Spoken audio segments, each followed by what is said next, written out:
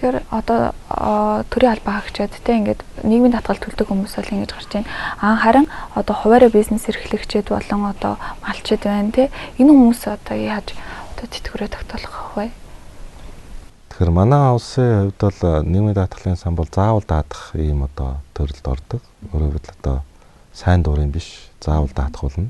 Хөдөлмөр эрхэлжил байгаа бол тэр хүн заавал одоо даатгал эрхлэх ёстой. Тэгтэл байнгын доктортой одоо ажлын байр эрхэлдэггүй, төрийн албаагч биш, хувийн хвшилд яг одоо үндсэн тогтмол цалинтай ажилдаггүй ийм хүмүүс нэлээд байдаг.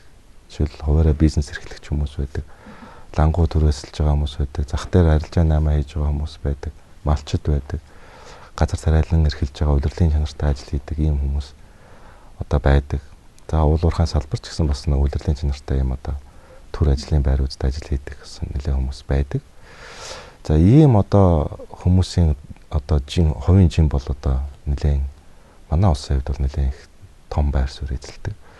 За энэ сайн дурын даатгалд хамруулагчдын хүрээ хязгаар бол манай улсын хувьд бол төдийлөн хангалттай биш байгаа. За энэ төдийлөн хангалттай биш байгааг эрсдэл эргээд өөрсдөр нь ирдэг. Ялангуяа одоо жишээл би тухайлаад малчид дээр аваад үзэхэд бол жилийн 4 улирал одоо ингээд хөдөө одоо үндсэн малаа хариулаад ингээд байж байдаг. Тэр болгон төв газар бараадаад тэр нөгөө даатгалд сар болгон ч юм уу улирал болгон шимтгэлээ төлөх болцоогүй. Тэрийгээ бас сайн мэддэггүй. Хуулиас бас юм хол хөндөй байж байдаг. Гэсэн мөртөө бас сонирхол их байдаг. Яг тэгэхээр эргээд өөрсдөө бас их ашигтай. Хөдөлмөрийн чадвараа алдсан үед бол одоо мал маллах яг өөрийн одоо үндсэн тэр боломж нөхцөл нь хязгаарлагдал болоод ирсэн үед бол бас нэг үр хөвгтөөсөө юм уу бас нэг хүний гар царайчлаад байхааргүйгээр бас нэг хэдэн төгрөг ирээдүйдээ нэг тэтгэвртэй банк тогтмол аваад авах ийм бол хэрэгцээ шаардлага бол хэн бүхэнд л байдаг. Тэгэхээр боломжтой үедээ бол малчтай үед бол нэг их мөнгө биш.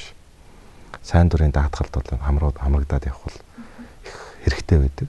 Тэгэхээр сайн дурын даатгалд бол тухайн сум дүргийнхээ нийгмийн даатгалын байцаагч юм уу хилцээр очоод цэд зураг одоо иргэний үнэмлэхтэйгээ очоод сайн дурын даатгалд хамрагдах гэрээ байгуулад тэгээд тухайн сар болгон одоо олж байгаа орлогынхоо 10-аас 12%-тай тэнцэх ийм одоо шимтгэлийг одоо сар болгон төлөөд явахаар гэрээ байгуулад ингээд зохицуулж болно. Сар болгон төлнө гэдэг маань сар болгон тэр байцаагч дээрээ юм уу нийгмийн даатгал дээр очиод байна гэсэн үг бас биш.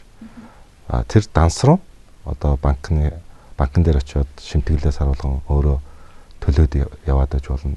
Эсвэл одоо улирлаар нь төлөх ийм бас гэрээ байгуулад улирлаар нь төлөөд яваад байж болно.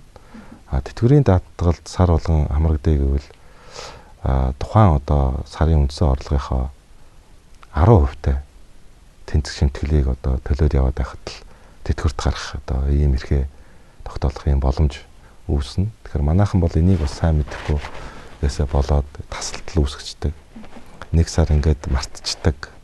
Тэгээ энээсээ болоод нөгөө завсардал үүсчихэр чинь нөхөн даатгалж бас болдгоо. Тэгээ энээсээ болоод нөгөө бүрэн тэтгэвэр тогтоолгох өөрөөр 100% нөгөө тэтгэвэр тогтоолгох тэр боломжоо бас алдчихдаг. Ийм бас асуудлууд бас байдаг.